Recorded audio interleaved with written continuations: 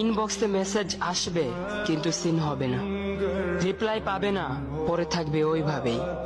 কেউ কেউ হয়তো অপেক্ষায় থাকবে, এই বুঝি আসলো অনলাইনে। আবার কেউ কেউ হয়তো টেরও পাবে না, কেউ একজন নেই, কেউ একজন হারিয়ে গেছে। হঠাৎ একটা সময় কারোর হয়তো মনে পড়বে, কে জানি আর নেই। কষ্ট করে নামটা সার্চ করবে, পুরনো ভিডিওগুলো দেখবে আর ভাববে হুট করে কোথায় চলে গেল।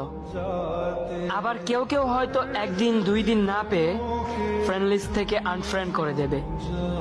যখন আমি থাকবো না তখন আমার স্মৃতি কারোর মনে পড়বে, হয়তো পড়বে আবার হয়তো পড়বে না।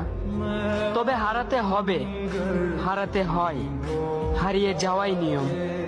পার্থক্য একটাই, কেউ আয়োজন করে হারায় আর কেউ হুট করে হারায়। আমি না হয় হুট করে হারিয়ে যাব।